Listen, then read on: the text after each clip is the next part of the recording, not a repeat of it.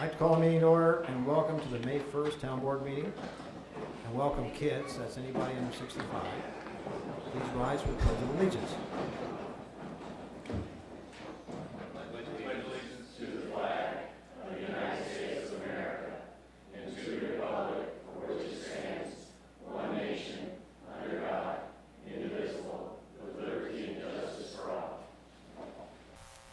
Thank you.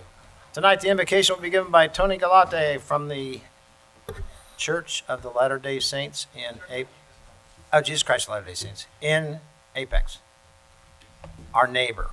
And the church is very community-oriented, as I recall. Tony, you're on. Thank you. Thank you.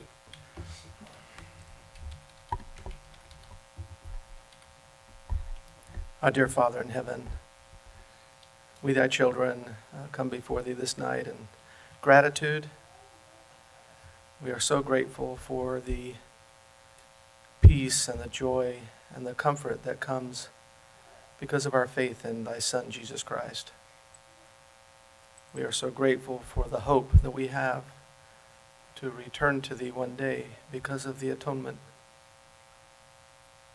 We're especially grateful as thy children here in Holly Springs for the Kiwanis Club and what they have done to support this community and make it a better place, and particularly this day for the work they've done with our children.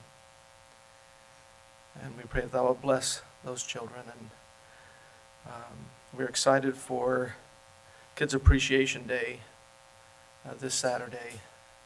We pray that thou will bless our youth, that they will grow up with a strong moral compass, with faith in thee, and with faith in Jesus Christ. We're grateful to be here at this town meeting, and we are so grateful for the freedoms that we enjoy here in this great country. Particularly tonight, we're grateful for our form of government. And we're grateful for those who have been elected to serve us here. And we ask thee to bless our mayor and our councilmen and women, that they will be inspired in what they do, that thou will support them in their righteous endeavors, that Holly Springs will be a wonderful place to live and a great place to raise these children, thy children.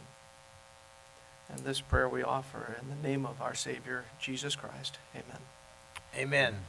Thanks, sir. Thank Well done. Item number 4 is adjustment approval of the May 5th, 2018 meeting agenda. Mayor Pro Tem. Motion to adopt the May 1st, 2018 meeting agenda with the following changes. Remove item 8G from the agenda for consideration at a later date. Second. Motion been made and seconded. All in favor? Aye. Opposed? Motion passed unanimously. Fine, thank you. Now we go to item number 5, public comment period. We're going to open the public comment period with Jimmy Cobb.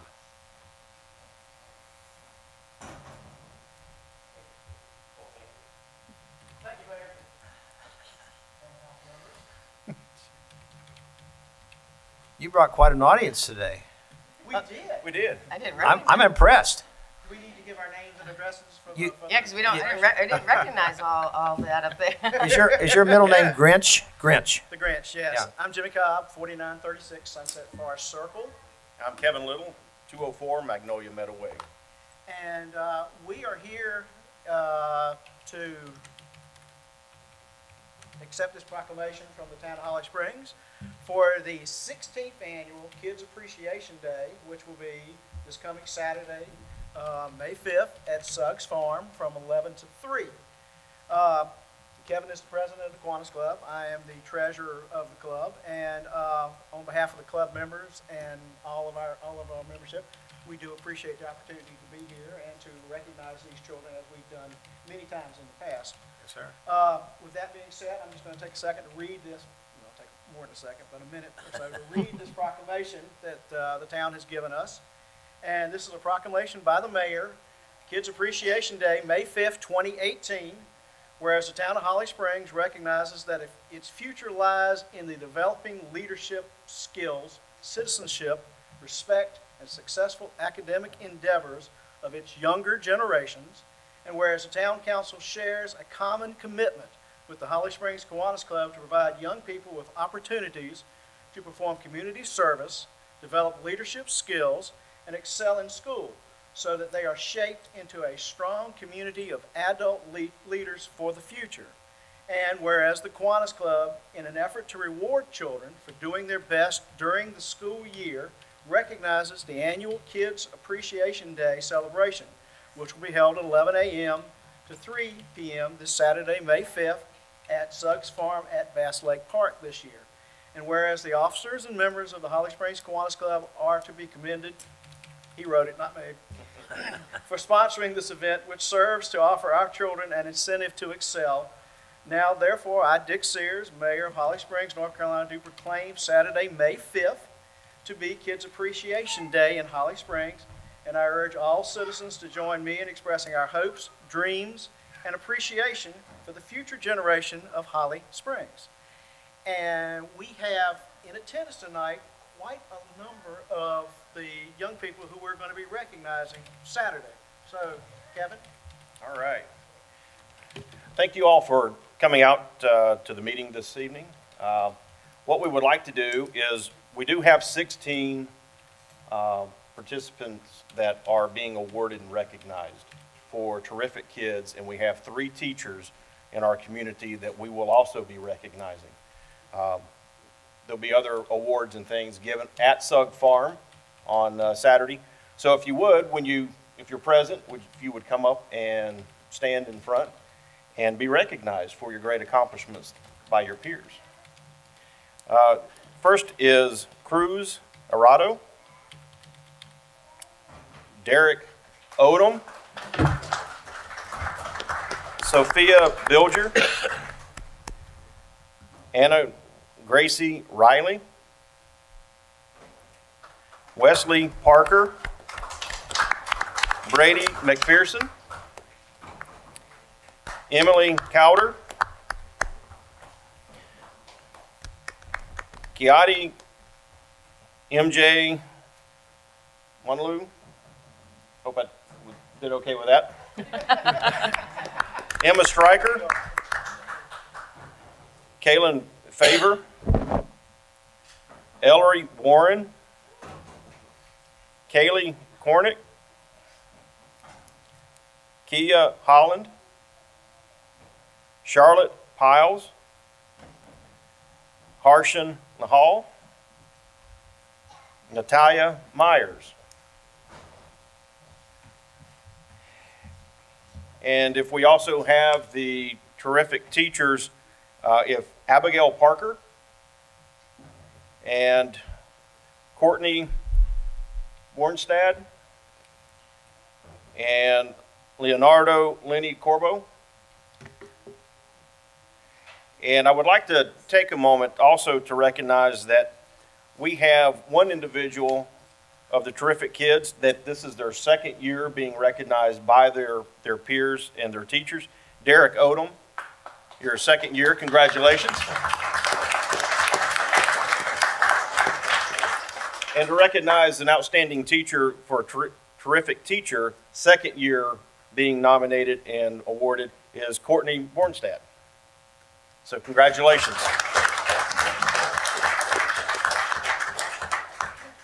If you would like to take pictures, please do. Come on up and everybody tighten up a little bit. We will get everybody closer together, but Hug you like each other. that's right. They put the littles in. And do 3 rows, you got such different heights.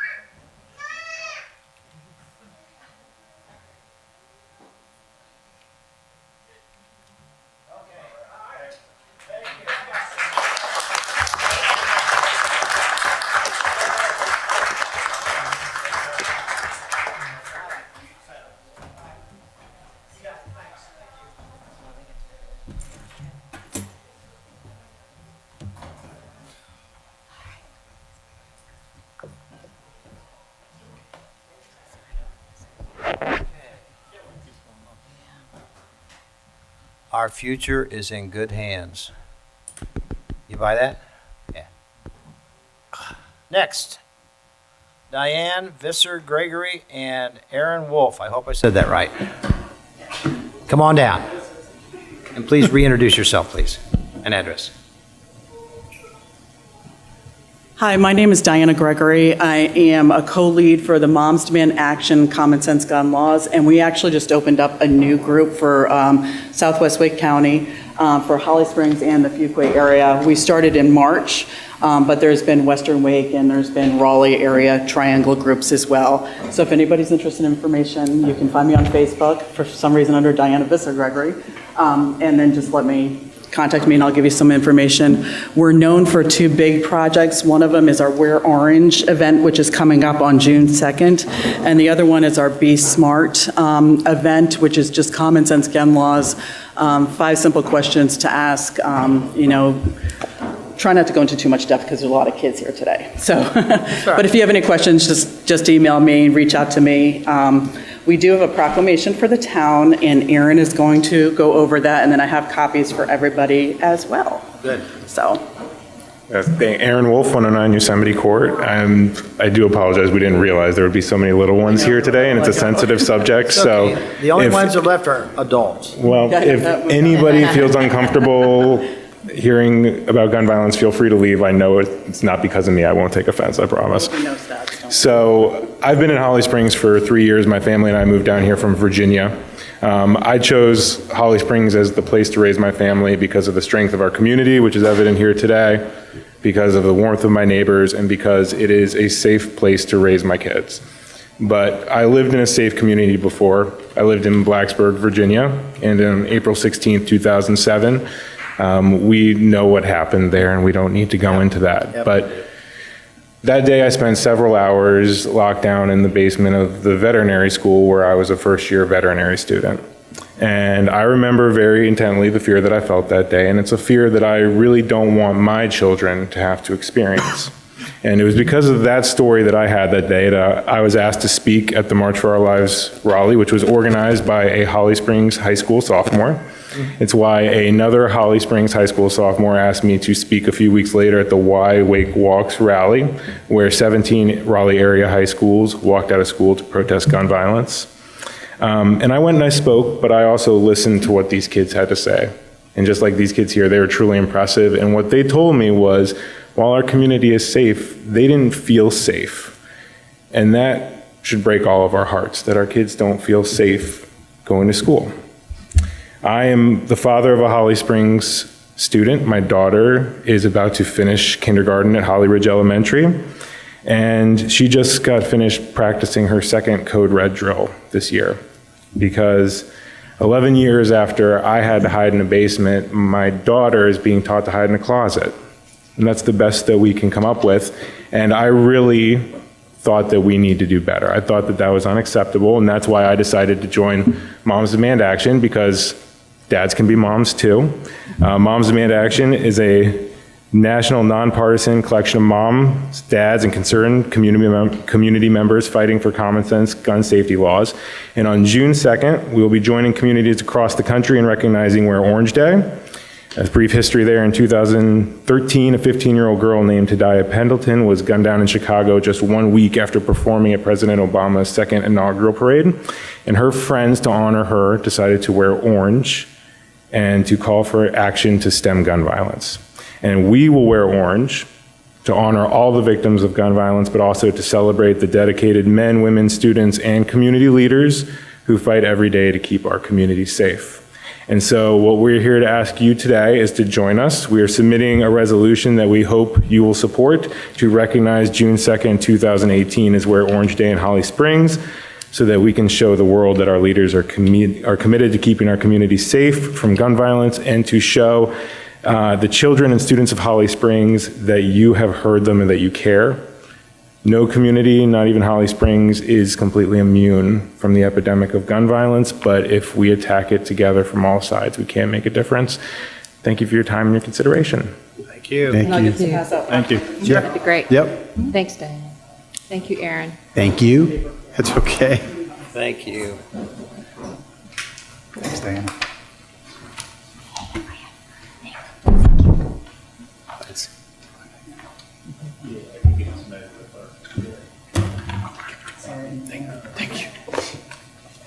Thank you for coming.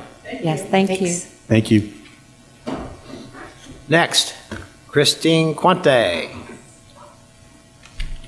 Chamber of Commerce? Yeah.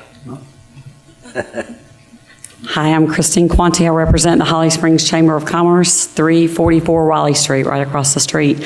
So I told you earlier this winter when I came for the second time that the third time would be the charm. This is it? And tonight it is a charm. I just wanted to announce for the public and the residents and citizens of Holly Springs that the Holly Springs Chamber had its 4th annual Grapes, Grains, and Giving event on Friday, April the 13th at the historic Mims House, and we partnered to sponsor and raise donations and funding for the Holly Springs Food Cupboard.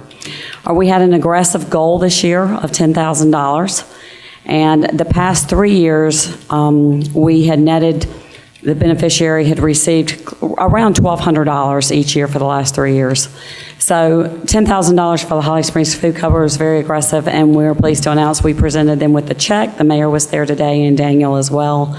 We presented them with a check for $8,000 today, so. Big check. Yep, a really big check, too. It was a big check. They can't cash that one, the real one, but wanted just to let you all know as town councilmen and women and the mayor and the town and our residents that we are looking forward to partnering with them and benefiting them next year on April the 5th at the Mims House, and you'll hear a lot about it. We had a very effective program committee this year, who was very aggressive. I didn't think we could do it, but man, we did it. So we're really excited and hope to raise $10,000 next year. So thank you. That's awesome. Yeah, Christine, that was a great event. Great event. That's awesome. Thank you. Thank you to the business community stepping up. That was really Absolutely, good. they did. Yeah, that's great. And now, last but not least, a late arrival on the list. Sherry Lee. Oh.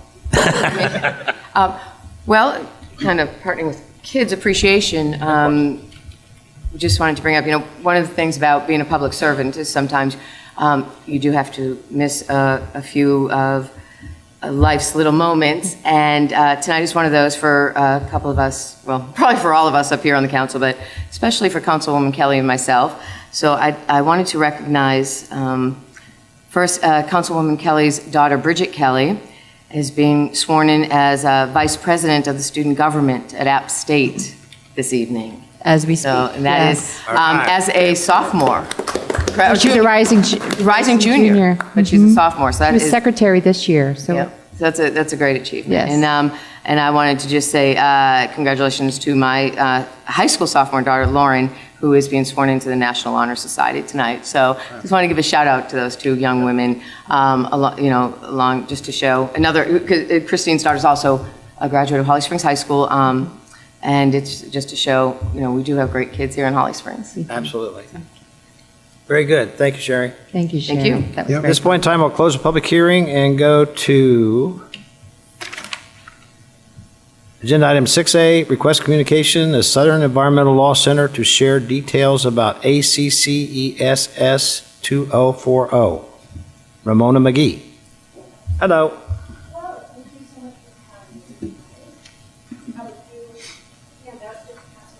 I'll start it. Thank you.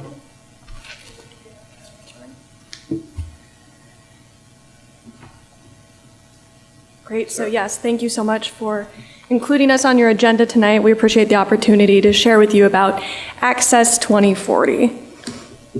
So to start, I want to talk a little bit about transportation in Southern Wake County as it is today and as it's likely to be in the near future.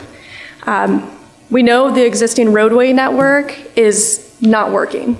We understand that it's not meeting the needs of residents here in Wake County. We understand that the roads are getting more congested and that some roads and intersections are particularly notorious for being bad during peak travel times. That said, we also know that the Wake County Transit Plan stands to hopefully help improve some of that congestion on some of our existing roads here in Wake County. The Wake County Transit Plan that is the result of the 2016 sales tax referendum is underway right now. So it's being implemented. It will include bus rapid transit corridors. It will include a commuter rail line from Garner to Durham, and then it just expanded bus service throughout the county. And that's a big focus of the Wake County Transit Plan, is not just focusing on urban cores, but connecting all of these different communities throughout southern Wake County. So that will help with some of the transportation needs in southern Wake County, but it certainly won't solve it, certainly not alone. And meanwhile, we're really on the edge of a transportation revolution. That sounds like an overstatement, but when you stop and think about how much is changing right now and in the near future, it really might not be. To start, we have young people, millennials, who want to live in compact neighborhoods where they can walk and bike, where they can live and work, where they recreate, and they don't want to have a 40-minute commute. And then we also have a lot of results from that. So from these personal preferences, that impacts land use decisions. It impacts transportation, demand, and preferences throughout the county. We also have ride-sharing services, which are becoming more and more of the norm, and that, of course, has impacts on different transportation patterns.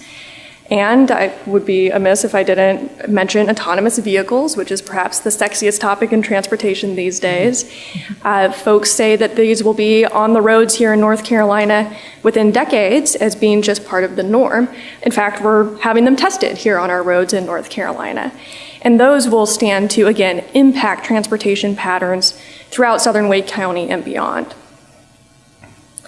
So how does the proposed extension of 540 fit into all of that? It doesn't really mesh well with a lot of those needs and doesn't really resolve a lot of those needs in Wake County and comes with a whole slew of problems. So first, according to the agency's own analyses, 540, the proposed complete 540 project, would actually increase congestion on existing roadways. It really would not save people a whole lot of travel times, according to the numbers in their documents. The average amount of travel time saved for those using the proposed toll highway would be 3 minutes. So not a lot when you consider how much a toll is likely to cost. It's also likely to be illegal under several environmental statutes, just under the current design and analysis. The environmental review omits a lot of key details. The project itself would also devastate wetlands and streams and waterways, which could pose problems under the Clean Water Act in addition to the National Environmental Policy Act. And of course, there are also endangered species concerns. And all of this comes with an exorbitant price tag, $2.2 billion. That would make this the most expensive highway project in North Carolina's state history. And because it's so expensive, the agency has to turn to tolls to finance it, which I don't think I need to belabor how tolls right now are a political kind of hot potato, thinking about I-77. It's not maybe the best fit for North Carolina and North Carolinian drivers. Tolls also are costly. So tolls could effectively prohibit certain users from using a toll highway. So think low-income individuals who may not really have that money and have that option to use the toll highway. A toll highway also, or the proposed toll highway here, also would impact low-income communities, and the agency has not fully studied a lot of those impacts to low-income communities and communities of color. This project, the proposed 540 extension, fundamentally does not mesh with or support other travel modes. And what I mean by that is that I talked about the Wake County Transit Plan. There are no provisions in the Complete 540 project for buses. There's no provisions for how it would integrate with public transportation or facilitate bicycle or pedestrian modes of transportation. And then fundamentally, just thinking back to my first points on my first slide, it's really just not in line with this changing transportation network. The agencies didn't actually study any of those different transportation revolution elements that I mentioned about autonomous vehicles and ride sharing and millennial preferences. So how does Access 2040 then fit into all of this? Access 2040 was developed as an alternative to NCDOT's proposed 540 extension. It was created by Walter Kulash, who is an expert transportation engineer with decades of experience working on transportation projects throughout the Southeast region and beyond. The goal of Access 2040 is to fulfill the identified purposes and needs of the Complete 540 project while delivering as much of the benefits that are projected to accrue from that 540 project, but at a fraction of the cost and with a fraction of the environmental impacts. Access 2040 also aims to create a transportation network for a wide variety of users and guide suburban growth in southern Wake County in sustainable patterns. So the way that Access 2040 aims to do all of this is by creating 7 key improved arterial road corridors throughout southern Wake County. 4 will be north to south, and then 3 will be east to west. Access 2040 achieves this by pulling on projects that are already identified in Campo's MTP or funded in Campo's MTP, along with a few new road segments to connect and extend certain existing roads. And to back up, the CAMPO stands for the Capital Area Metropolitan Planning Organization. I'm sure many of you here are familiar with that. And the MTP is simply the transportation plan for this region. So here is a rendering of just roughly what Access 2040 will do. So you can see the 7 key corridors there, the east to west ones being Tryon Road, 1010 Road, and NC55 and NC42. And then the north to south routes being Holly Springs Road, Lake Wheeler Road, US 401, and NC50. The site-specific improvements within these corridors will include mostly widening of roads, typically to a 4-lane divided cross-section, sometimes a 6-lane divided cross-section, new road segments extending and or connecting existing roads, and then replacement of at-grade intersections with grade-separated interchanges. Some other general improvements included in Access 2040 corridors are providing for all modes, so car, transit, bike, and pedestrian transportation, incorporating sub-area plans developed in the Campo Southeast and Southwest area studies, and managing access following the guidelines in NCDOT's Access Management Manual. And all of these figures, all the figures and tables that I'm showing appear in the Access 2040 full report that I provided to council members at the start. So this table just breaks down how those corridors would be pieced together with different projects and how many miles of 4 lanes there would be, how many miles of 6 lanes there would be, and then how much new roadway there would be. This appears on page 4 of the full Access 2040 report. I'm not going to spend a lot of time here, but just wanted to show that breakdown. So here are the east to west corridors. First, we have 1010 Road, which effectively bisects the whole project area here. And 1010 would provide a continuous east-west 4-lane arterial route connecting the Triangle Expressway to the west with US 64 and 264 in Knightdale on the east. This will, of course, support work trips between various parts of Wake County and RTP and provide a continuous route for external or pass-through trips through the area. Tryon Road to the north would support east to west trips likewise, connecting again with the Triangle Expressway, US 64 interchange in Apex, and then supporting work trips in and out of RTP. The eastern end would join with the 1010 corridor. And then finally to the south, we have the NC55, NC42 corridor, which on the western end would pick up at the current end of the Triangle Expressway, and on the eastern end would connect to I-40 and the US 70, again supporting trips to and from RTP to various points in Wake County, as well as supporting through traffic. Like the east to west corridors, these 4 north to south corridors would serve as armatures for growth that also serve local trips throughout Wake County. They would also serve those regional trips throughout and beyond Wake County, or those pass-through trips that I've been mentioning. So first, the Holly Springs Road corridor may be of particular interest here. It would connect Holly Springs with North Carolina State University and Rex Hospital in Western Raleigh.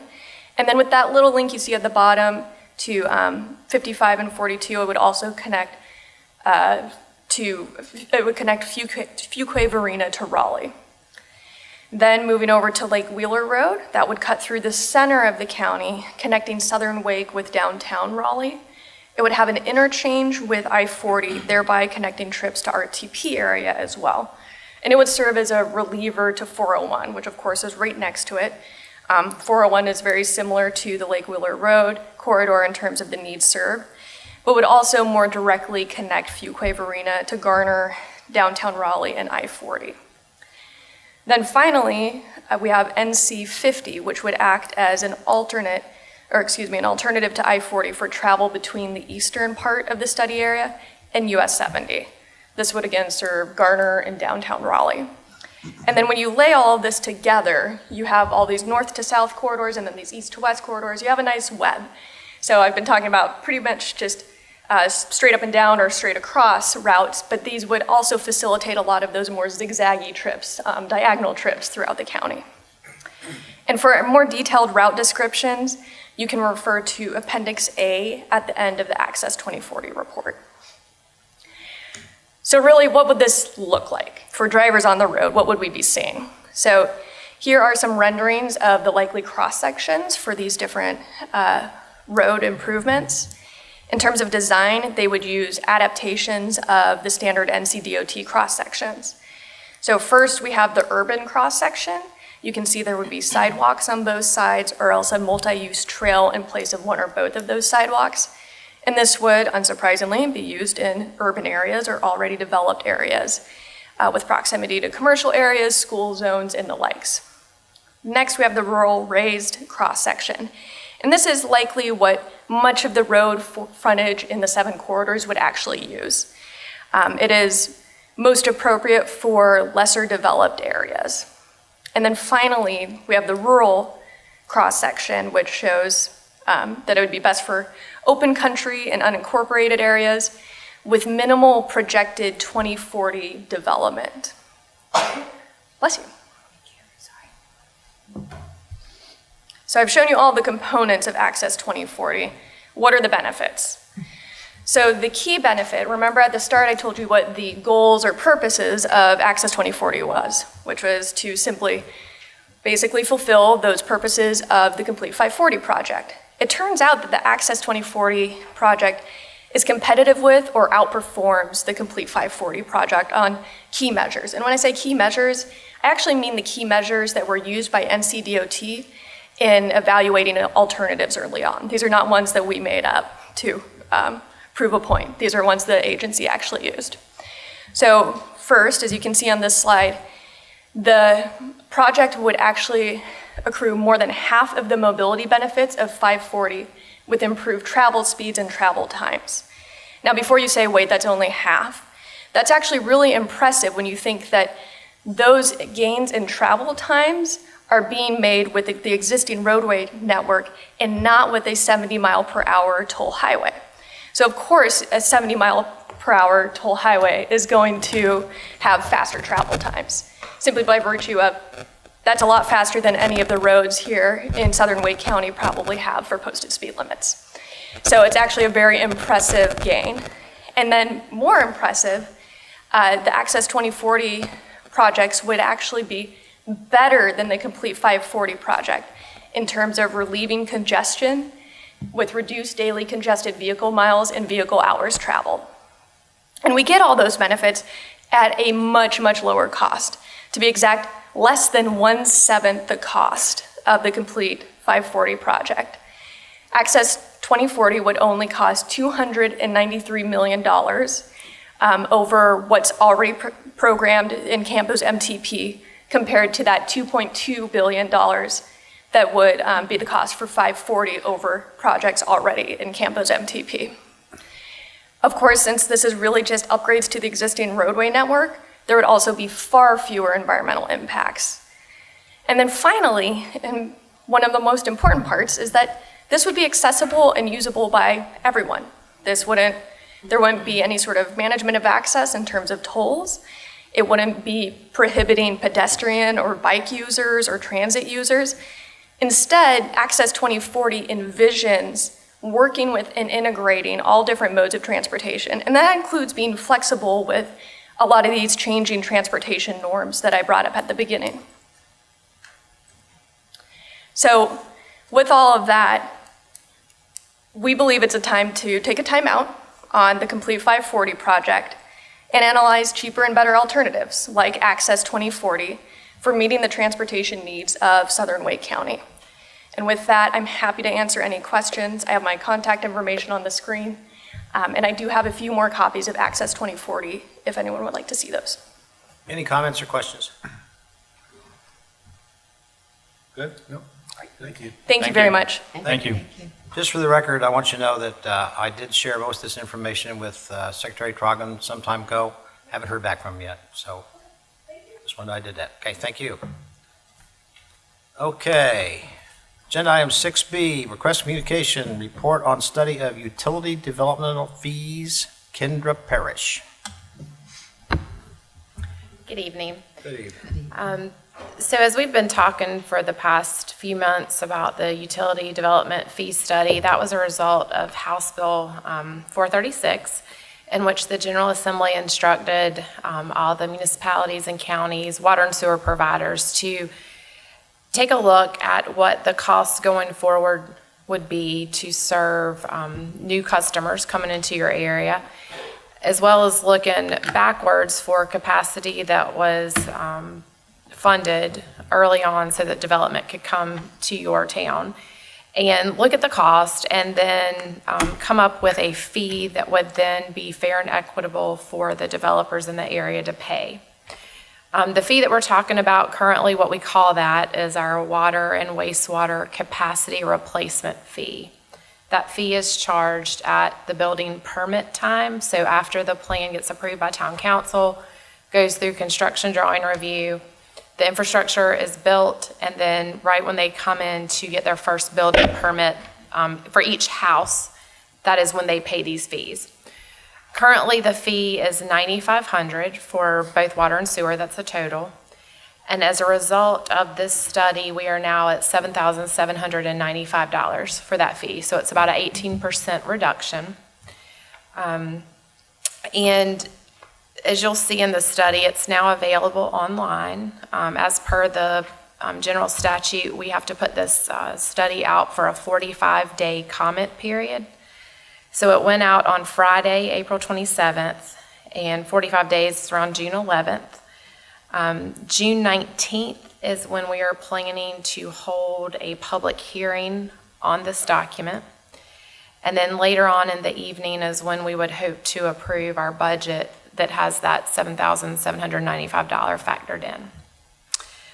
Between now and then, we'll be taking any kind of comments from the public, and we have an email address set up. It's SDFR, so just the acronym for System Development Fee Report at hollyspringsnc.us, so that we can keep all the comments in one area. And I can answer any questions, but mainly just wanted to give you an overview of it. It was a pretty interesting study. As you'll see, it was really looking at land use population projections based on historical water usage and sewer usage, and what projects would be needed in the future and how many people they would serve. And that's how the fee was originated there. We do have to update this study every 5 years. So as far as population projections and cost, those would be revisited at least every 5 years. In communities that are still growing, we can do it, in 2 years. It doesn't really make a lot of sense to do it in less than 2 years because of the time it takes to update the study. But we'd probably be looking at something sooner than 5 years. And I think that's it. I can answer any questions. We also, one more thing, I just thought, we have a budget workshop coming up where if between now and then, if you start to have questions, we could talk about it at the budget workshop as well as at the public hearing on June 19th. Questions or comments?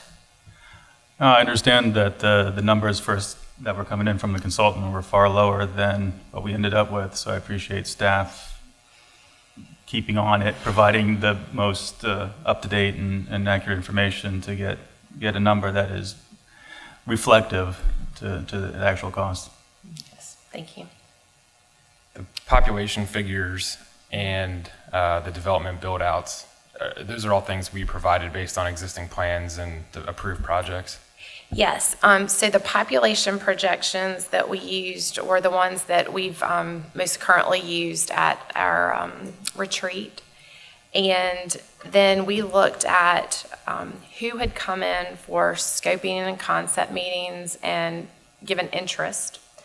And then we looked out from there, like there was about 3 different groups, but where we expected to see the growth. And then based on like in the next 5 years and the next 10 years, this study is a 20-year horizon. So we looked out and kind of projected where we would see that development over 20 years. Then overlaid that onto basins, sewer basins, and then talked about which projects would have to be done to support that growth. So there's actually in the report, there's a map that it's a colored map. It's figure 3-2. And it's projected land use on the 20-year planning horizon. And it's shaded parcels that would develop between 5 and 10 years. And then another color's 10 to 15, 15 to 20. There's a less than 5.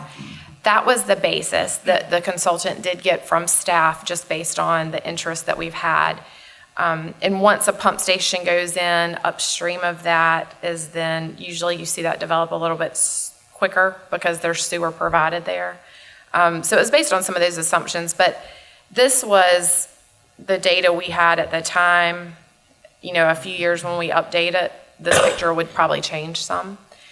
We also used, at the time of this study, when we went through, it was the approved land use plan, which, as we all know, is, you know, going to be modified. And so our next update, we would use that one, but it's just you use your approved land use, which in our case, I think is more conservative. So I think it was safe to use that as opposed to a modified version at this point. Okay. Other questions or comments? We good? Mm-hmm. Okay, thank you, Kendra. Appreciate it. Thank you. Agenda item 6C, request for communication report of state awards earned by Holly Springs Communication Team again. Joni Powell, where are you? Oh, there you are. Hi. Right here where I'm supposed to be. I was looking over there. You're Yes, going. you were. I wasn't over there anymore. During the North Carolina City and County Communicators Conference last month in New Bern, the town's communications team were recognized when the Excellence in Communications Awards were presented. Isn't that an awesome picture that Tamara took? Tamara Ward, a communications specialist, won a first place award in the TV and video one-time special programming category for her video to help the Holly Springs Police Department recruit new officers. The audience of this video were police officers who might be thinking to come to Holly Springs to work. The video focuses on what makes the Holly Springs Police Department a great place to start a law enforcement career, and that is the department's dedication to each other, to this community, and to the career development of its members. Oops. Oops. Y'all don't want to go to the annexation yet, do you? Let's take a look at this video. There you go. I did a condensed version. They were longer than this, but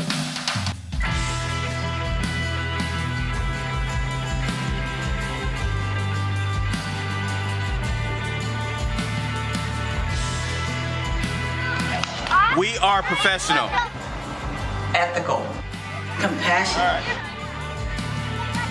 We're impartial, Preserving life, protecting property. maintaining order, working in partnership With the citizens we serve. With integrity. with a supportive community. And support from town management. With competitive pay and take-home cars. We are motivated, Physically fit. well-staffed, forward-thinking. Being part of the Holly Springs Police Department shows a lot about who you are and who you want to become. That's because here, you're encouraged to develop. In Holly Springs, you discover the career path that's right for you. I started with the police and patrol. I began as a telecommunicator. I worked in patrol. As a school resource officer. I began in patrol. Patrol, that's where I started.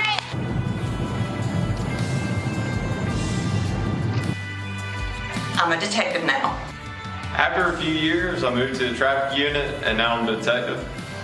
Now I really enjoy getting out in the community. I I developed a proposal to expand the K-9 unit. And these days, I'm working with Canine Justice. I'm now one of the special response team leaders.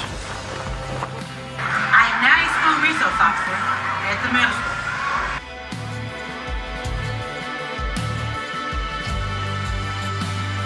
school. We come to the job because we want to help. To make our world a better place. To make a difference. As you grow and as your interests expand, With the Holly Springs Police, your career grows with you. Wasn't that good? Well done. The second place award right here, both of the awards are right here, by the way.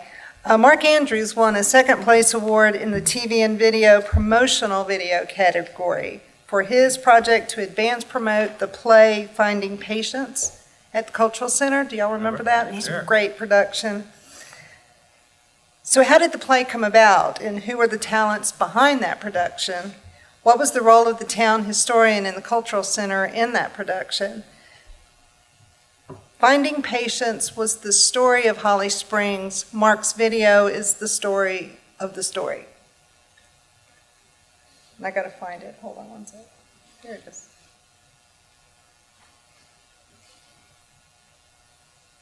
There it is. Yep. Here we go.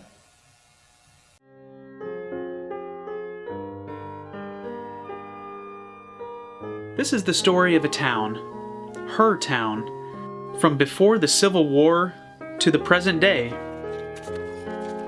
This is a story of hard times and hard truths. Finding Patience, the story of Holly Springs, is the story of Patience and her memories of the town of Holly Springs. Patience is a freed slave, and she weaves in and out of lives of those who have sacrificed in building up this town. The Cultural Center is so proud to be a part of Finding Patience because this entire project really supports our mission here at the Cultural Center, which is to emphasize community art. The first original production of Holly Springs Cultural Center. 80 cast members, 11 performances. It's the story of a community, told by the community. In separate quarters behind the manor, that's where Patience stayed at one time, though it wasn't her choice to make. And for more than a century now, well, there's only so much choice any of us have in that. With humor and heart, Patience uncovers the roots of Holly Springs. A generation ago, less than 1,000 people, one traffic light, a flashing light. But the roots run deep, to the antebellum manor guarded by the old magnolias, to the ivy-covered farmhouse.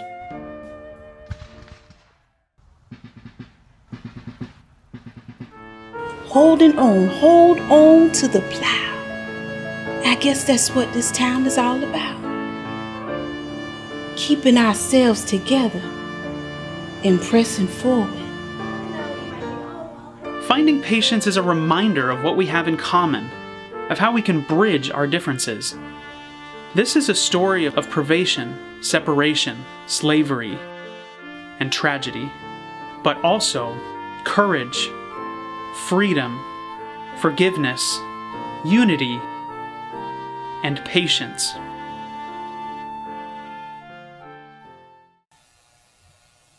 Good job, Mark.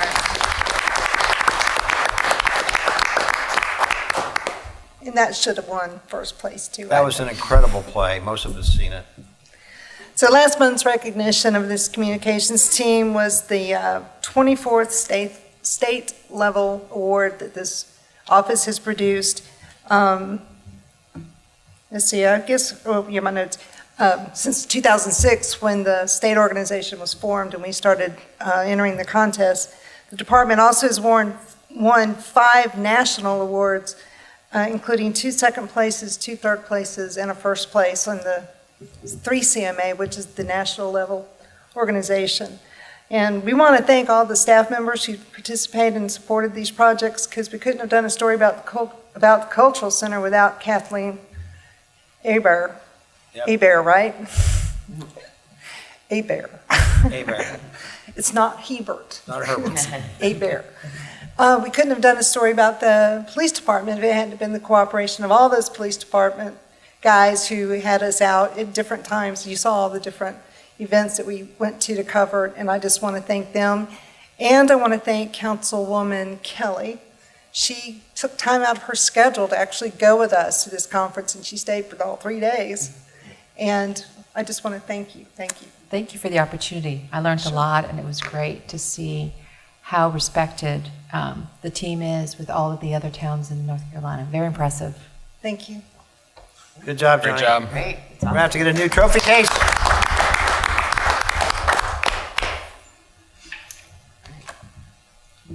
Agenda item 7A, public hearing, annexation A18.01, 4528 Sunset Lake Road property. Gina Clapp. Good evening. Good evening, We Gina. have received a voluntary annexation petition for a property at the corner of Heritage Meadows and Sunset Lake Road, 1.1 acres, and it is adjacent to our corporate town limits. However, the application is still incomplete, and so we need to table the public hearing to our next meeting, May 15th. The motion. Motion to continue the public hearing on annexation ordinance A18-01 until the May 15th, 2018 meeting. Second. Motion been made, second, all in favor? Aye. Opposed? Motion passed unanimously. Thank you. You got off that one pretty easy, didn't you? All right, Gina, thank you. Agenda item 8A, consent agenda, Mayor Pro Tem. Motion to approve consent agenda? Second. Motion been made, second, all in favor? Aye. Opposed? Motion passed unanimously.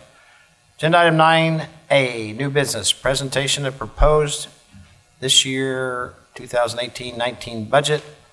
Daniel Weeks, our interim town manager. Daniel.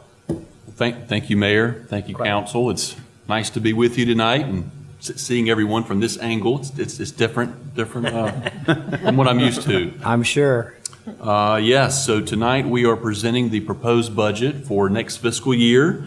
If you will recall, in March of this year, we had our first budget public hearing, and later tonight you will hopefully establish a budget workshop date in the near future, and then that will be followed by a second public hearing upon adoption, probably at the June 19th meeting. So after that first budget public hearing, that's really whenever staff really starts meeting every day for weeks at a time, going over, future budgets with the department teams. And the budget message that's in your very small pamphlet that you have in front of you tonight really sums up sort of the budget process and the highlights. So I'll sort of go through that, and you can follow along if you would like. So there should be a tab that says budget message. Small. In your documents here. So Holly Springs continues to be a great place to live as the town maintains positive growth that enhances the town's ability to improve services provided to its citizens and to invest in the town's future through upgrades to the transportation infrastructure, water and sewer treatment, distribution and collection systems, public works, public safety, and its parks and recreation facilities. To ensure that the town's growth is managed in a sensible, strategic, and sustainable way, the management team and staff constantly evaluate development to ensure that there exists a healthy balance of necessary and innovative growth, accompanied by adequate protection of our quality of life and town character. As Holly Springs continues to develop, a clear vision is maintained with this balance in mind. We have identified budgetary priorities in the upcoming fiscal year. In an effort to achieve both the goals of the organization and the service needs of our community residents, while our finances have remained consistently robust over the last year, it is prudent to budget conservatively. We have carefully scrutinized the number of new positions requested, identified areas that we feel can generate an additional revenue stream, and will restrict spending for the remainder of the year as we do every year. This budget has been developed to meet all of the various needs of both our organization and our community, but one which we feel will provide our flexibility for the future. So some of the highlights of the budget fiscal year 2018-19 include, so in the general fund, some of the, on the revenue side, we have a total tax base projection of $4.66 billion. We are authorized to budget 99%, or we have to use our historical collection rate and apply that rate to this new total tax base number. So our historical rate is about 99%, which is a very healthy rate. The tax rate will be kept constant at 43.25 cents per $100 of property tax valuation. Would you say that again, please? So the tax rate will be kept constant at 43.25 cents per $100 valuation. I thought that's what you said. Okay. Yes. Thank you. Yes. On the state shared revenues side, they are estimated based primarily on previous year's collections. This is also a revenue that we budget very conservatively because the state can sometimes hold money back or sort of manipulate the revenues that they give to us. Some examples of state shared revenues are like sales tax distributions, ABC revenues, utility franchise fees, and so on. Solid waste fees. So monthly garbage collection fees and recycling fees will remain the same at their current levels of $9.69 for garbage collection and $4.34 for recycling. That is on a monthly basis. The current yard waste fee of $3 will also remain at its current level, although service levels are expected to be enhanced as the purchase of a new leaf vacuum truck is included in the proposed budget. As a fund balance, we have not appropriated any funds from fund balance for the purpose of balancing the town operating budget. In other source financing, no new financing is being proposed in the general fund. We skip down to utility fund revenues. There is a recommendation, this is water and sewer rates. There is no recommendation for an increase in access fees. The access fee will remain the same at $12.50. So there's a $12.50 fee on the water side and sewer side. That will remain the same. There is a recommended increase of 3.02% in the actual utility user rates charged to residents in Holly Springs businesses and industries. We're proposing to get on a systematic schedule where our utility rates can be adjusted incrementally each year based on a widely used CPI indicator. So the Bureau of Labor Statistics puts out a water and sewer CPI indicator which covers the nation, and it basically just measures how much the cost to provide those services goes up each year. For 2017, that number was just above 3%. So it's a pretty small increase. I believe I ran the numbers, and we could talk about this further at the budget workshop, but it would mean for the average bill in Holly Springs about $1.32 a month more. It's about $15 a year more. But it would just allow us to get on a systematic, increase. So historically, we've gone a few years without increasing, and then we'll bump it up, by a significant amount. This would just get a yearly systematic increase. So assuming these proposed fee increases are implemented using the UNC School of Government's utility rate dashboard, our average utility bill will still be lower than our 50-mile and 100-mile averages for utility providers. That's a cool feature on the UNC School of Government's website where you can adjust rates and fees and see how we stack up to all the utilities in North Carolina. Aside from a small increase last year, which corresponded to a pass-through rate increase by our water provider, Harnett County, the town of Holly Springs has not increased utility user rates since the 2010-11 budget. As for fund balance on the utility fund side, we have not appropriated any funds from fund balance, and there's no additional financing being proposed. Stormwater fund revenues, there's no increase in the proposed monthly stormwater fees in the upcoming budget. Everything remains the same. On the expenditure side of the general fund, All capital items have been appropriated, and a list has been provided of each department's request for your review in the capital outlay section of this budget. So there should be a tab, maybe 4 or 5 tabs back, that says capital outlay. The items highlighted in yellow are the ones that we are proposing funding for this year. 17 new positions are being recommended in the general fund. That is 2 public works technicians in the streets division, 1 budget analyst in the finance department, 3 fire engineers, and 1 assistant fire chief in the fire department, 1 assistant town attorney in the town attorney's office. This position represents an upgrade from a current part-time position to a full-time position. 4 sworn police officers and 2 telecommunicators in the police department, 1 associate planner in the planning department, and 1 lead park maintenance technician in the Parks and Recreation department. And then finally, 1 transportation engineer in the engineering department. So more detailed information as it relates to additional positions, pay, grades, salaries, benefits, and so on can be found in the salaries and positions list section of this budget, which there's also a tab for that. This budget includes contributions to nonprofit organizations of $15,000 to be designated as the council so desires, as in years past.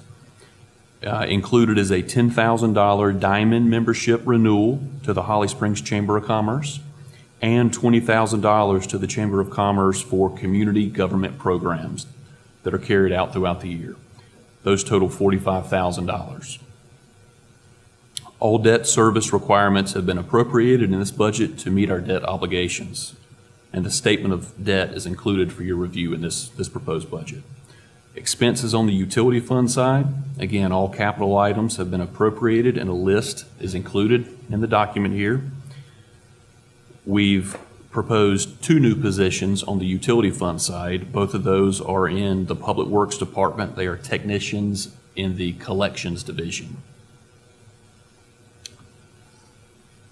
And again, all debt service requirements have been obligated in the FY 18-19 budget. Expenses in the Stormwater Fund, there's really no significant changes in the Stormwater Fund. Primary expenses within this fund are for salaries and contract services. And finally, just some other highlights. The salary requirement for next year includes a market adjustment for full-time employees of 2%. That also is based on a CPI that our HR director provides for us each year. Funding is provided in each department for a merit performance pay in the amount of 3% of salaries. The salary budget also includes a 5% 401k contribution and longevity benefits, as well as a state-mandated retirement benefit of 7.81% for non-law enforcement personnel and 8.5% for sworn law enforcement officers. Employee health insurance has been budgeted with an increase of just 1.9%, which is very, very strong for us in the rates for next year. This is largely due to lower than usual claims and employee education efforts that are initiated by our Human Resources Department. With the current economic environment and accompanying healthy rate of growth within Holly Springs, our goal is to create a budget that will maintain and improve services to citizens while still controlling the cost for these services. As previously stated, we feel the town of Holly Springs has a solid and conservative budget for next year capable of achieving the stated goal. We have included within your budget the departmental worksheets we used in developing this budget proposal. We hope this will provide you with a better overview of the process and issues discussed during the budget balancing procedure. As we proceed into the next several years, we will continue to evaluate projects and personnel needs as they relate to the provision of services. We have several substantial projects which will potentially impact all major funds during this fiscal year. Therefore, it will be important to prioritize programming needs with future budgets.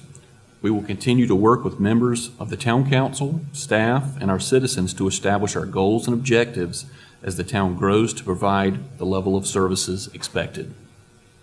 Town staff has been instrumental in the development of this document, and we feel they have done a good job of controlling cost while providing service levels expected by the town council and our citizens. This budget is our best estimate of what we should expect next year, and we feel it represents a fair assessment of our anticipated revenues and expenditures. This budget reflects our recommendations based on department meetings over a 3-week period, an evaluation of existing service needs, and input from town residents and the town council. We would like to give a special thanks to our department heads for their time and effort in the preparation of this document. Without their help, this budget could not have been developed to address both present and future service needs. Furthermore, special recognition is due to Mary Hogan and Patty Dressen in our finance department, as well as Kimberly Keys in our administration department and Kendra Parrish in our administration/engineering department. These individuals continue to be instrumental in budget creation and approval.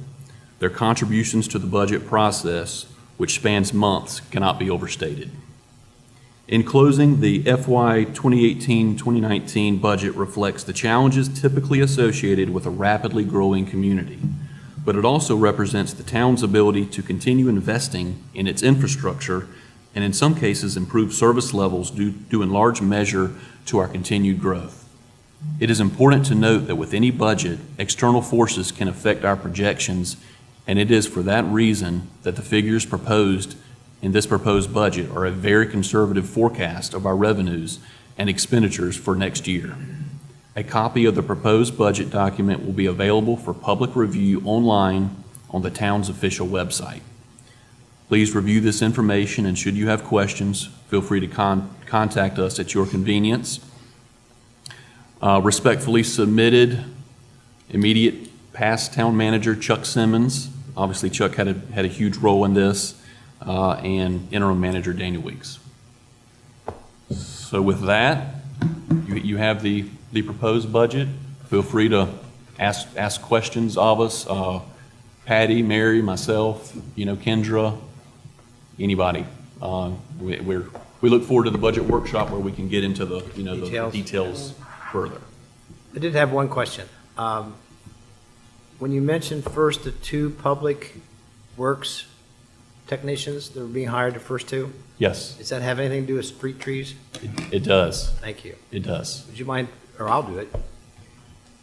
I've had a significant number of nice complaints. When I say that, they don't yell at me, where the trees are starting to cover some of our streetlights.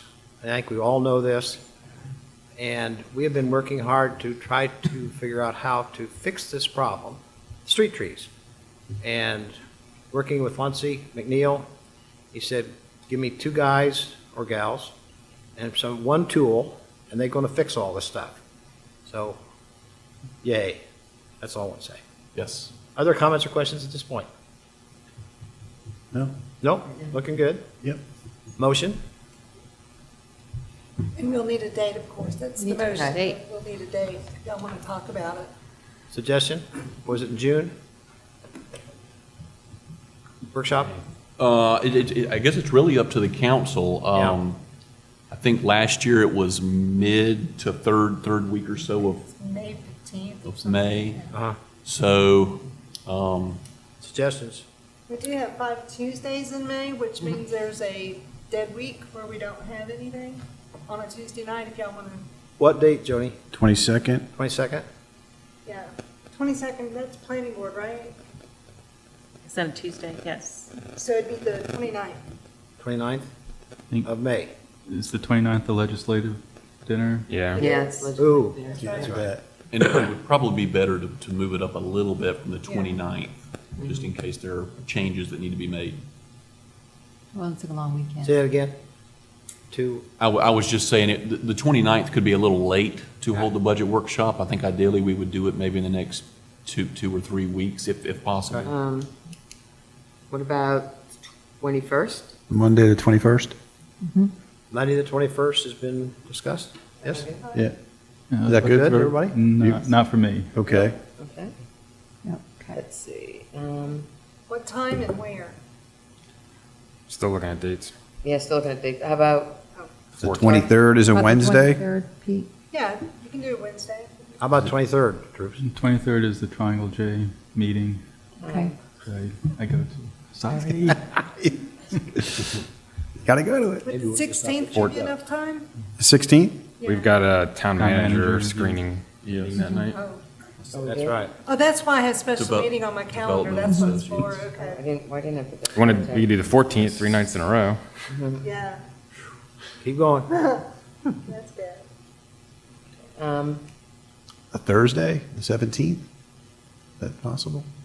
Might as well make it a full week. Love you guys, but Yeah. Thursday 17th's been mentioned. Thursday, 17th? Is that, Or Monday the 14th, either. Say again? Or Monday the 14th. And Either one is fine. No choice? yeah, same. I'm good with Monday the 14th. That's good with everybody else. Dick? Yep. Christine? Yes. 14th, Monday? Yes? Yes? Okay. Dan, you okay? Yeah, I'm good. Would Holloman Room be okay? Okay, let's do a motion for the 14th, Monday. At what time? 5:30? 5:30 it Could is. be, yeah. All right, And the Holloman Room be all right? yep. Okay, we'll feed you good or something. I don't know. Okay. All right. Fillets this time. Motion to set a special meeting of the council to hold a budget workshop on Monday, May 14th at 5:30 PM at the Holloman Room. Second. Motion made and seconded, all in favor? Aye. Opposed? Motion passed unanimously. Thank you. Send out a reminder. Yes, right, exactly. Oh, definitely. Agenda item 9B, new business, open seats on the Park and Recreation Advisory Committee. Adam, do you want to make any comments? You okay, good? All right, we've done this a few times before, and just for those who maybe have not heard how this works, it's like this. Mayor Sears? yeah. I actually had a couple questions for Adam. Do you mind if Oh, no, he of course. comes up first? Not a problem. Come on down, Adam. Yes, ma'am. Hi, Adam. I'm new at this, so I've been trying to get my hands around all this. And given that Parks and Rec is such a big part of our budget, I've been spending some time trying to figure out how the money that we have, how it's distributed across the different facilities. One of the things that I was asking Chuck that he couldn't get to before he left was as we're looking at budgets, by facility, is there a way that we could see what was the effort needed to create that facility? Like I'm still getting a lot of questions about North Main. Okay. What was it that was supposed to cost? What was the anticipated ROI? So it's kind of like that high level. Is there like one pager per building or facility that can talk about how Parks and Rec is important to them? Like the return on investment for each facility? Or some of the main ones. I think the ones that came from, I've been getting questions on the Parks and Rec bond, what has been spent, questions around, the Hunt Center had a lot of renovations, the Main Street. Should we do a workshop centered around Parks and Rec? Yeah, Yeah, because I can the prepare for greenways and all I'll that be coming honest up. with you. Yeah. I mean, we do generate a significant amount of money at Ting Park, but my mindset right now is about $360,000 across that and some of our joint use facilities when it comes to renting that particular Okay. facility. I know we have about 275,000 visitors each year. That's what we project. But as far as something that we developed for each facility, especially before I got here, I can't speak intelligently on. I'd like to get a little research before I would comment. And I understand, because I think that's what it will need. So that's kind of my related question. When Joni sent us the forming documents for the Parks and Rec Board, is that something, and what role do you see the board helping in some of that? They could, well, we would have, right now they're getting involved with our Greenway Master Plan. That's the big thing that Okay. we have on board right now, looking at choosing the routes that we think are the most pivotal for town. We are just getting them integrated with just certain things like we had them help choose what you approved tonight in the minutes for the holidays at the Hunt Center, choosing to close on Easter but open on Good Friday. Our field use agreement So they've been looking at things like that we've been giving them so that they can approve. So we've kind of used them as we can define different avenues that they could provide input from the community for certain policies, procedures, certain things that we're looking to get feedback on. So we're expanding the role as we speak. It's probably been a little less in the past, so we're putting more responsibility on them. But it's been more of things that we've just determined as time went on. So we'll meet this week to talk about what the agenda will be for next week, and whatever we kind of have there. Of course, we have members that will bring things to the forefront, and we'll talk about those to make decisions on. I'm glad to hear, because I've attended a couple meetings, and they want to get more involved, so I'm glad to hear that. And I think we've taken the last, I want to say probably 8 or 9 months to start to make these changes, starting from even the agenda on how we run the meetings to getting the different. We have so much talent on our committee, on all our committees, to start getting them more involved, and it's been very inspiring to see how much they want to get involved, and to see what they do. So, and as Adam has said, we've seen them really come to life. And so, but with the information that you talked about for the workshop, a lot of that, there wasn't involvement. Okay. And so, so when we talk about that, we got to keep that in mind. And what we want to do going forth, how much of that. And utilizing the talent that we have. We have an ex-Parks and Rec director on board. We have other people who are Parks and Rec professionals there. We have an attorney.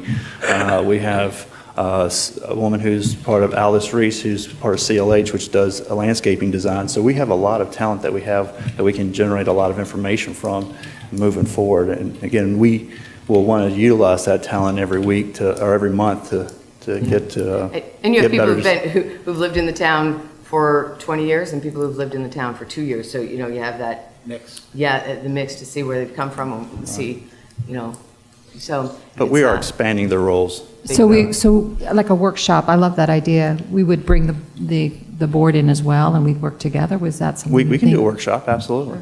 Sure. And Adam, can I also mention one thing we're talking about, especially with the greenways, and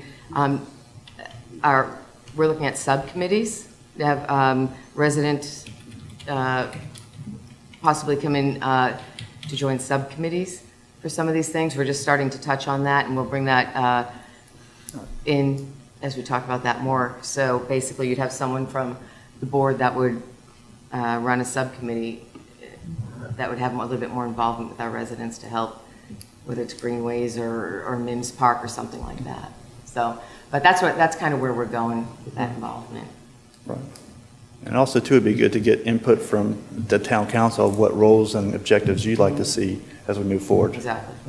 I think that workshop would be a good opportunity to really discuss what our vision is for Parks and Rec priorities. And, I would certainly, sounds like all of us would want the input of that, Parks and Rec board into that process. Okay. And then we can talk about, greenways. We have remaining bond funds. What do we want to do with those? Is it a gym? Is it another park? What are our needs? What is the community telling us? And those folks on the board are our eyes and ears in the community to help us make sure that we're prioritizing our services the right way. So I think this workshop would be a great opportunity for all of us to really discuss that and help move forward.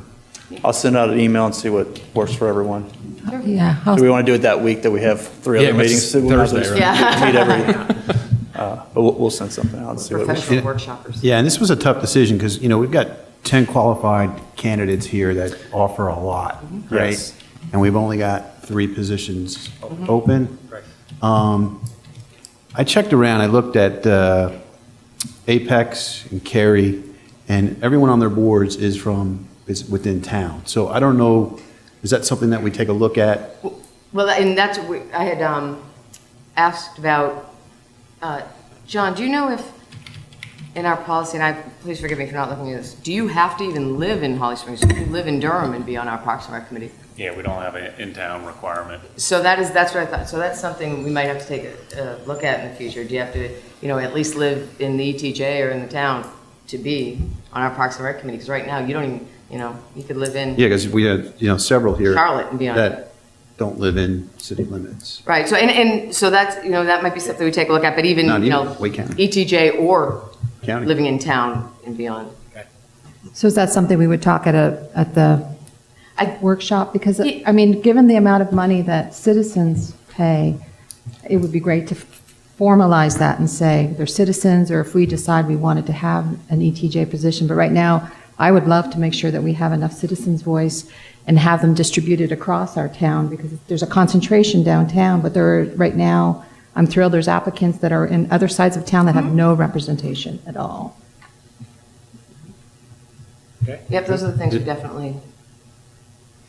Is that something we should look at a workshop, or is that something that you're looking to do sooner than later? Define. You mean before we make a decision? Before we vote? I think, on the planning board, we have a designated representative from ETJ, and the same with the Board of Adjustment. Those nominees go to the Wake County Commissioners to approve and then come back to us once we nominate to them. So it's a defined process. I think here we don't have a defined process for how many in town, how many out of town or ETJ members we have. So maybe we need to take a look at what the structure is, if that's the question, figure out what do we want the makeup to be, and how soon do we want to do Yeah, that? because we've added additional positions at, planning board before. So I don't know if that's something that we do here, or do we look at just only in-town residents, or what are, The parameters? yeah, exactly. There hasn't really been. There really hasn't been any, process or procedure Or do we- that we can define. Do we go forward tonight with what we have, and then for the next, we have at the workshop, work on a policy the next time around? If that impacts the positions, is this the opportunity now, because we have the applicants now? We have awesome applicants right now. Yep. Would this be a time to say, if we decide that we want it to be a citizens board, to consider that? But then that would disqualify certain people that have applied already, right? Is that? It's right now it's completely up to you to who you appoint. If you want to constrain your parameters of who you can appoint, the Board of Adjustments ETJ requirement, I believe the planning board too, are set by statute that you have to have one ETJ member. Well, and we do it, and we already have one that's already, at least one that's on the Parks and Rec. What's your thoughts? I mean, what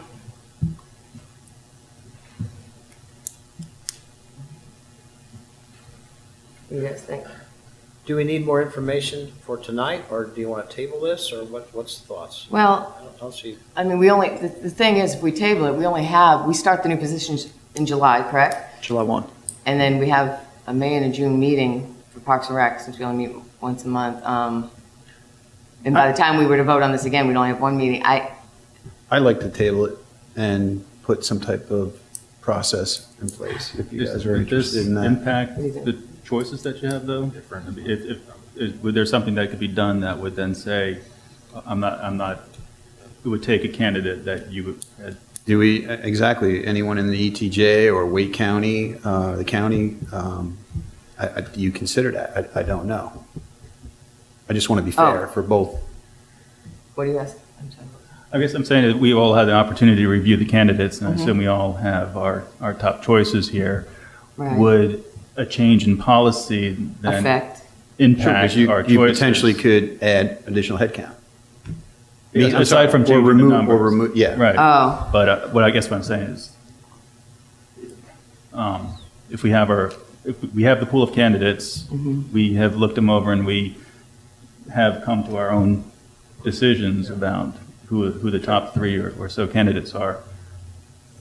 Would a policy change? Are we interested in a policy change that's going to impact that, and subsequently remove our choice of candidates from that list? Which would be one. Good point. Tell us what you want to do. As I say, you can really do that policy change internally with your own thought process tonight, too. Yeah, If you I mean- feel strongly that such and such isn't blah, blah, blah, or if you do. I don't think it affects I can tell you, I don't think it affects mine, but I don't know about anybody else. I would like to table it because I was surprised to see how little representation we had for Parks and Rec currently, like in the Sappy area, for instance, and thinking that perhaps looking at how we want to have participants be on the Parks and Rec board to influence our greenways and trying to get parks on the other side of town, things like that are really vital to where we want to go with this group. And I think I'd love to talk to the council about representation that has folks from different areas. But And the applicant pool it's done, right? It's closed because we already have, so Yeah. if we table it, we're going to table the action, but I don't know that we're reopening the application period to Right. get more applicants. So we could vote for someone that's in the ETJ. Unless we decide to do that. We could, right? Right. You can add another ETJ. That's what I'm because trying to get. there is ETJ in that area. That's what I'm saying. Yeah. There's no rule that only one Mhm. ETJ member. Correct. You can add another one. So, Or 2 or 3. yeah. Yep. So, I would recommend you consider doing it tonight. If you want to make a major policy change later on, then we can, obviously, after the fact. But as Pete brought out, I think everybody's had a chance to look at these. I know I have. And you've already made up your mind with the 3, which is what we're supposedly going to do next. Then let's go. If not, we'll table it. But I think we need a majority to table it. You just need a motion to open the floor for nominations to the committee, and if nobody wants to make that motion, you can bring it back. You can bring it back for if you want to do bylaws for the committee. It's been sort of loosely formed, and not certain. It's been a while since I've looked at it. I don't think there are written bylaws for the Parks and Rec Committee. No. I didn't see any or find any. Yeah, it's very, yeah. Just says there will be one, and it'll have 9 members. I mean, that's what we have for planning board, and the other boards that we have, a defined, We looked at this about, 2 years ago, I think, and started to make a little bit of change, and then kind of it dropped off. Right. Well, personally, I mean, like I said, my choices meet those parameters, but that you're talking about, but I don't know if anybody else does. So I'm okay with moving forward tonight, but I'm not sure anybody else is, so. Let's do it this way. Dan, what do you think? I'm prepared to move forward tonight. I do think we need to take a look at Going forward. the bylaws and the setup, right? Definitely. And correct me if I'm wrong, Counselor, but I mean, these individuals on all of our boards serve at our pleasure. So in these discussions, if we decide we want to make a change to the structure, we have the ability to come back and revisit that. Is that correct? You do. There is case law that says you can't just kick somebody off a board, by changing the parameter. You gotta let them run out their term. Okay. And so if you were to say, we only want to have people with blue shoes on the committee and nobody has blue shoes, so you can disband the entire board, but you can't pick out Unless individual they're members. certain. And that case law really comes from general statute appointed boards like Planning Board and Board of Adjustment. This is not one of those, so I'm not going to say you can't pick out individual people and say, hey, sorry, you're off the board. We do have some sort of criteria with the Planning Board and Board of Adjustment that you have to attend at least X number of meetings. If you miss more than 3 meetings, you're deemed to have been withdrawn from your office. So you could look at stuff like that. If you want to, everybody wants geographic diversity in town, but the problem is, what if your applicant pool doesn't meet that criteria? yeah. What do you do? I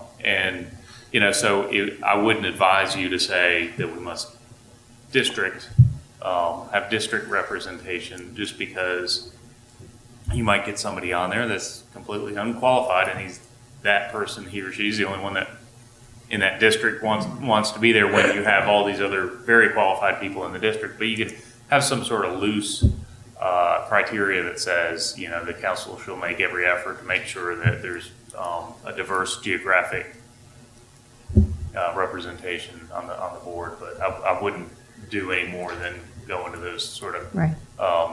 fluffy statements. So hearing that, personally, I'm comfortable to move forward tonight, so long as we come back, whether it's in a workshop or another fashion, and add more formalization and structure to the committee. Got it. Yep, that's what I was You looking okay for. with that? Yeah, that's what I was looking That's for. one of the things that sounds great. that I That want to settles do the problem? moving Yeah, forward. okay. All right, so back to where we were a minute ago. What we're going to do tonight, and this is a board responsibility, as everybody knows. I'm going to ask each board member to nominate 3 members and why you nominated them. And then I will try to keep score, which sometimes gets a little tricky. And the 3 that have the most votes usually are the ones that we go ahead with. So if there's no questions about that, that's what we've done every time. Then I would start with Dan, and we'll just go down the line. Your 3 recommendations and why. Sure.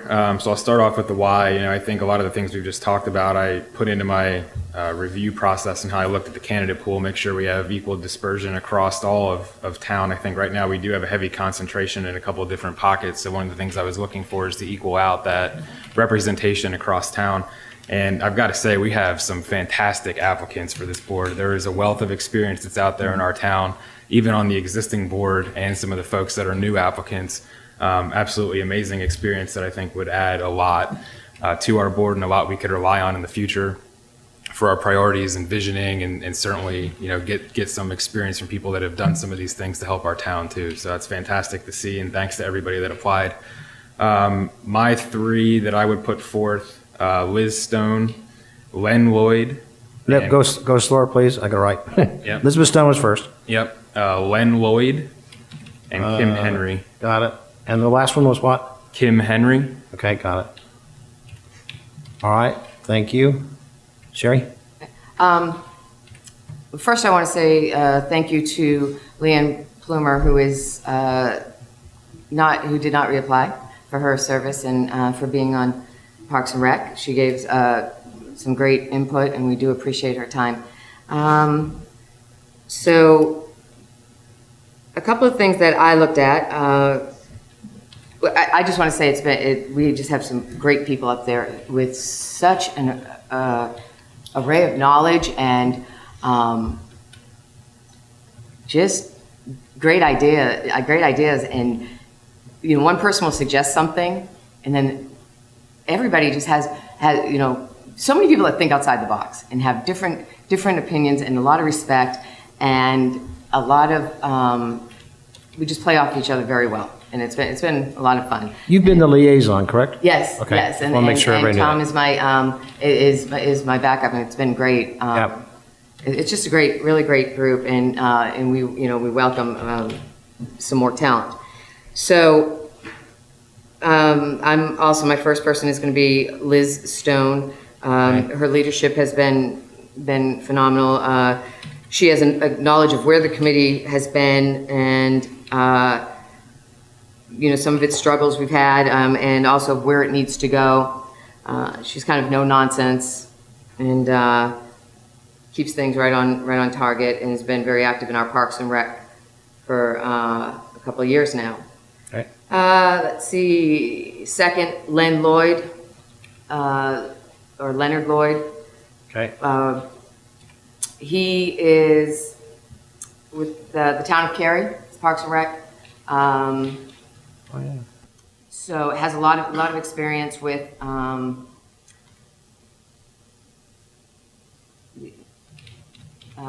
maintenance, dealing with the athletic fields, and bring some with greenways, bring some neat ideas, and also lives over in the Snappy area.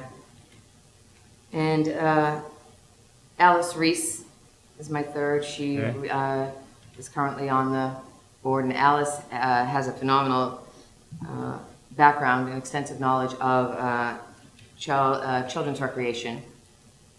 And I always say I'd like to see her working for our Parks and Rec. Just very, very talented person. Offers great insight. Thank you. Pete?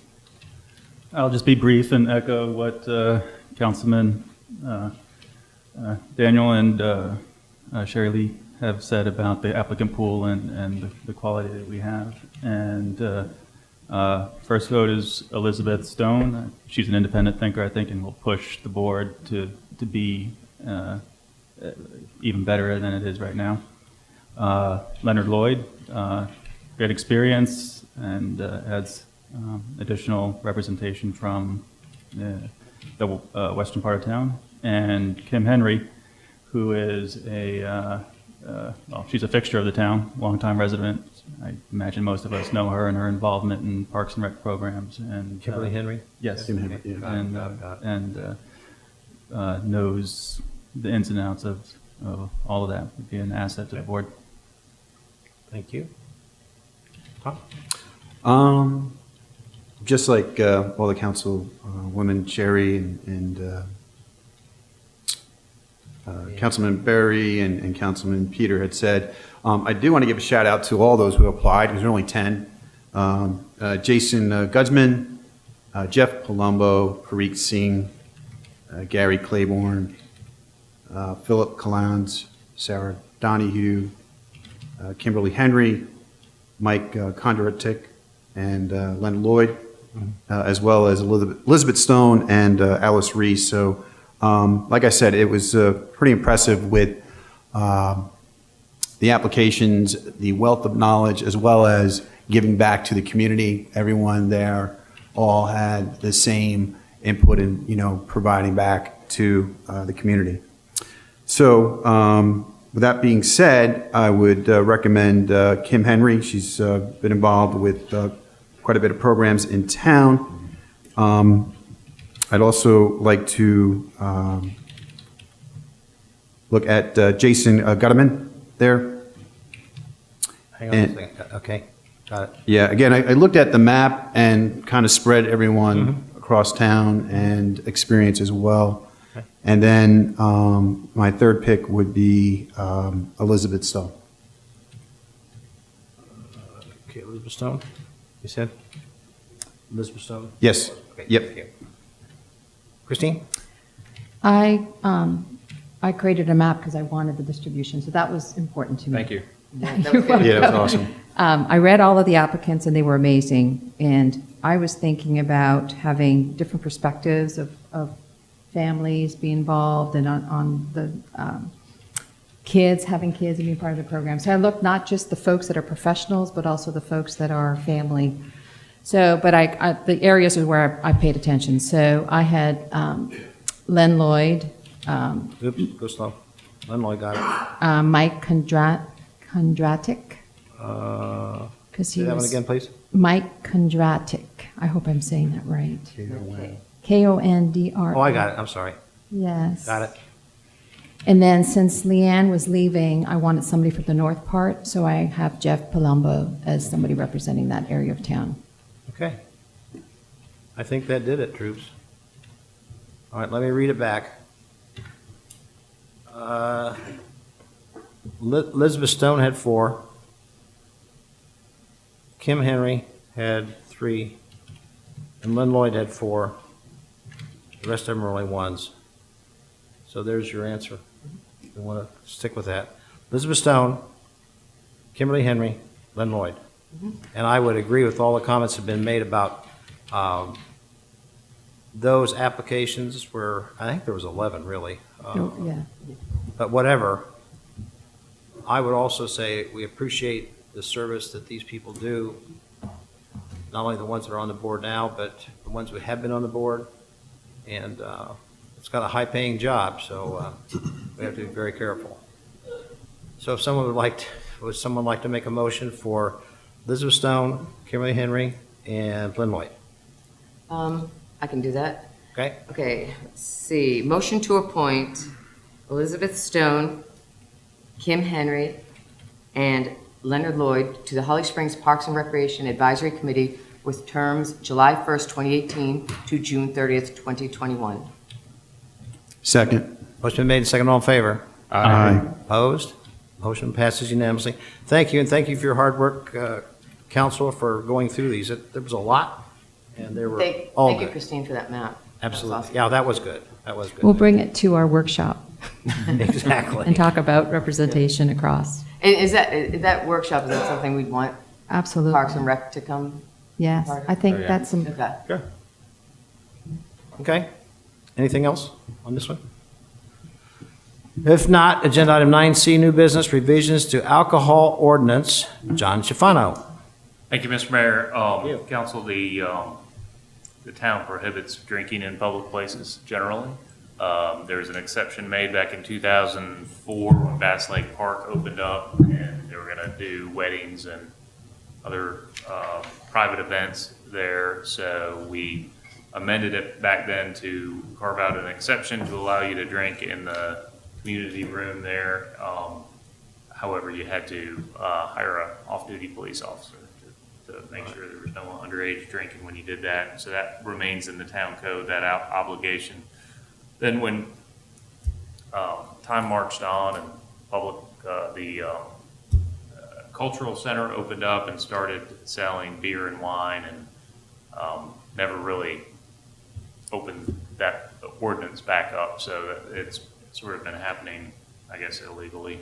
And then when Ting Park opened 2 years ago, about the same thing happened. So it's time to just sort of clean up this issue that in town-owned facilities where one can consume alcohol.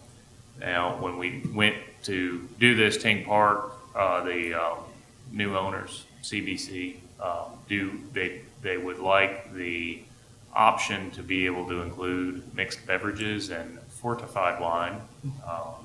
And their thought is that it won't be for general sale at a ball game, but it'll be they'll be able to have it as part of their license for special events or parties or those types of things. But they're not gonna have a mixed drink bar at a game. However, that's their stated intention. If you open it up, you're allowing that to happen.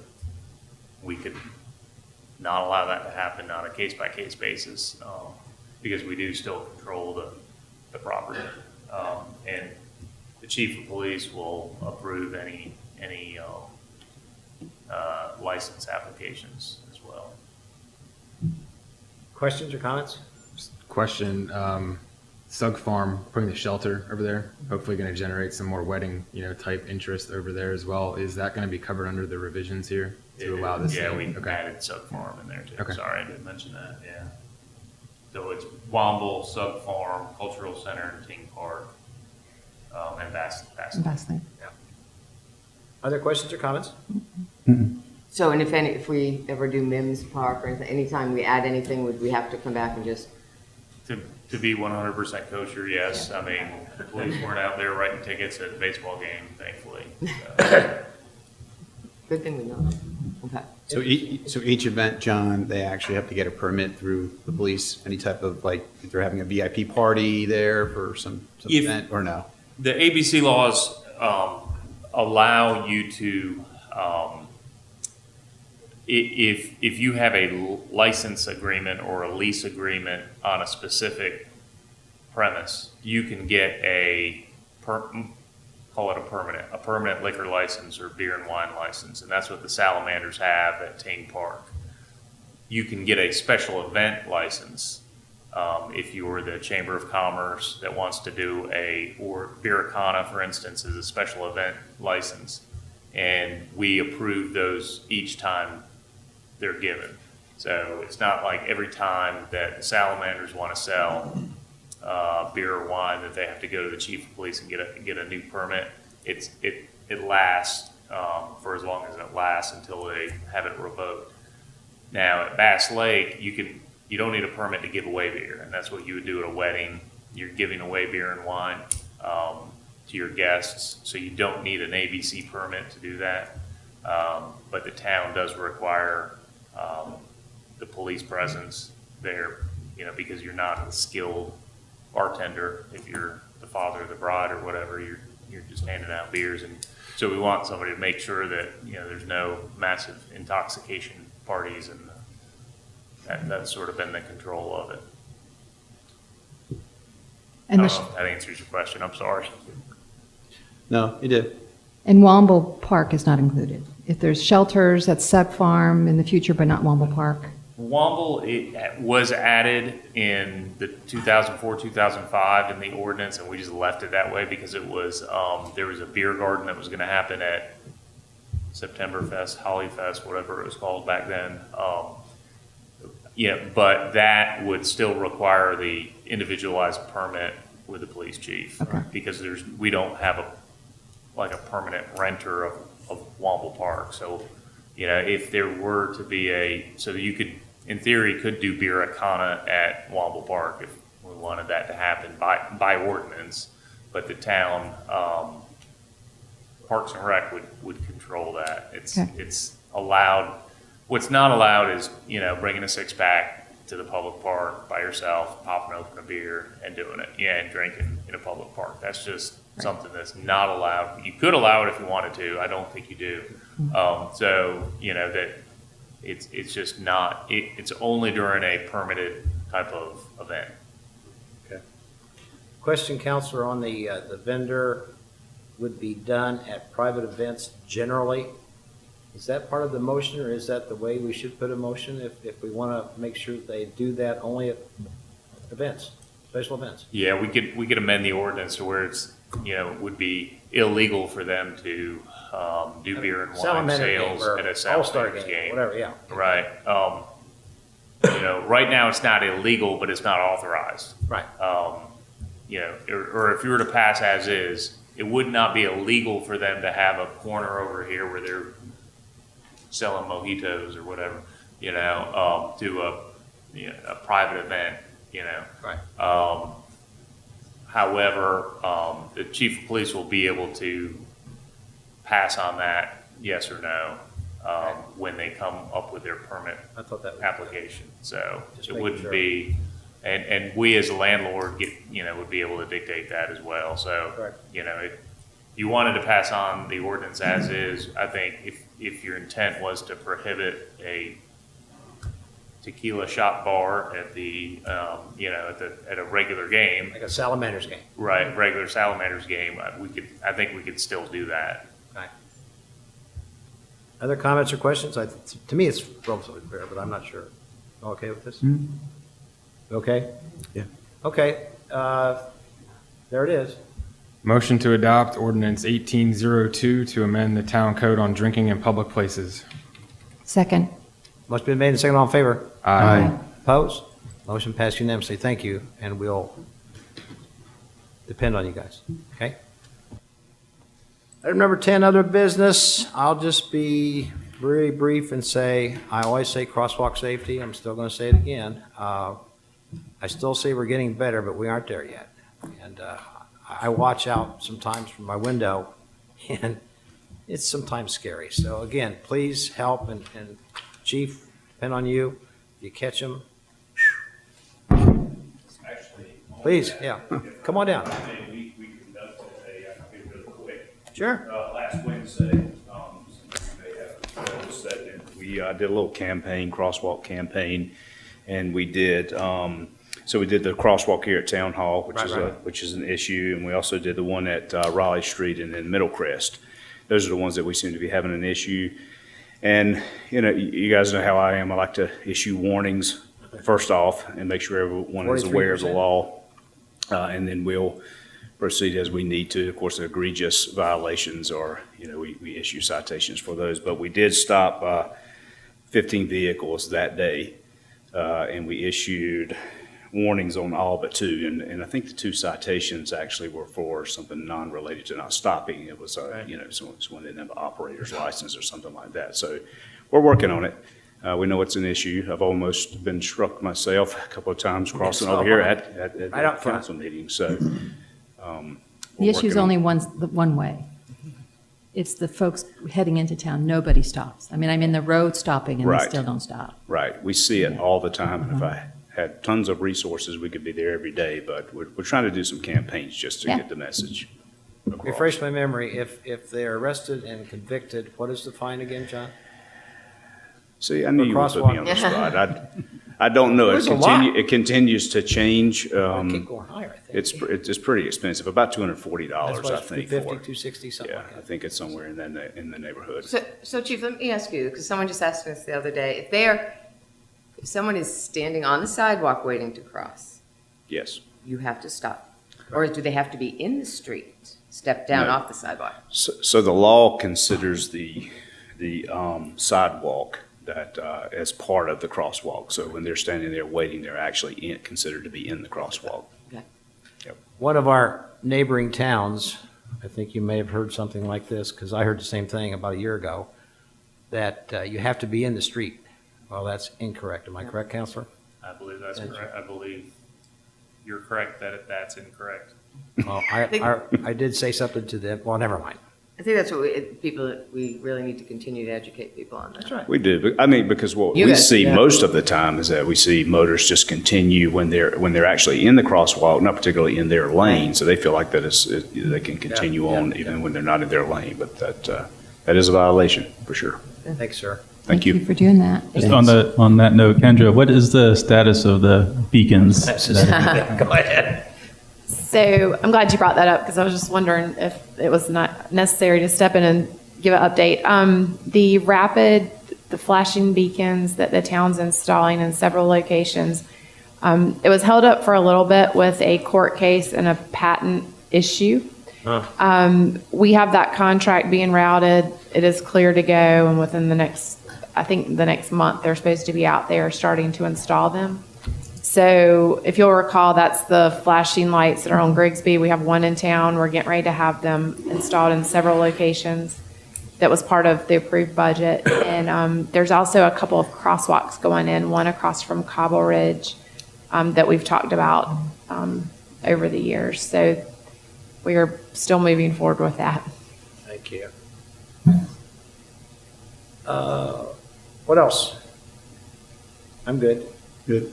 Just a quick shout out to our town staff and department heads. We've been a pretty workshop heavy group the last 3 to 4 months. It's a lot of time away from your families, our families, everybody's. But I think what we found is a lot of dedication amongst all of us to get together and get through some of these issues. And, we as a council certainly appreciate that. We talked about 2 more tonight. We're not done with future land use. We'll have a couple more there. But thank you in advance, and thank you for the ones we've already, completed. I think we're all optimistic that we're having great conversations and we'll come to some good conclusions from all of those. So thank you and your staff for helping us with that. Yeah. Yep. Very appropriate. Thanks, sir. Yes, thank you. Anything else? Seeing none. My notes say interim manager's report, number 11. Thank you, Mayor, and thank you, Councilman Berry, for those kind words. I do have a couple items to report.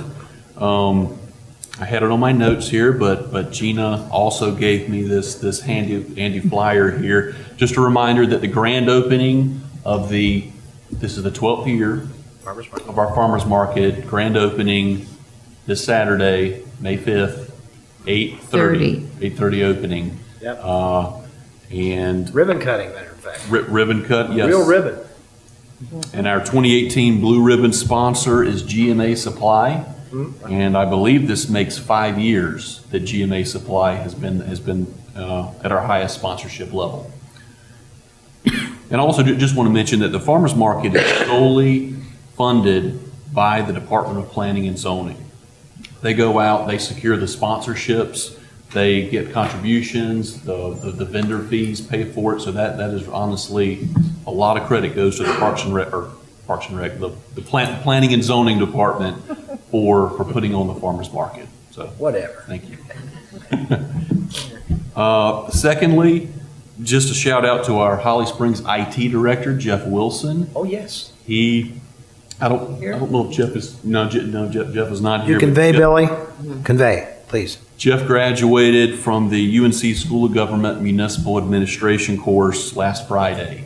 And that is it's a pretty grueling 8-month-long course. You meet for almost a full week, 8 different times, once a month. You talk about everything from personnel administration to public safety operations to either they even let you learn a little bit about the law. So, yeah. So we're proud of Jeff for accomplishing that.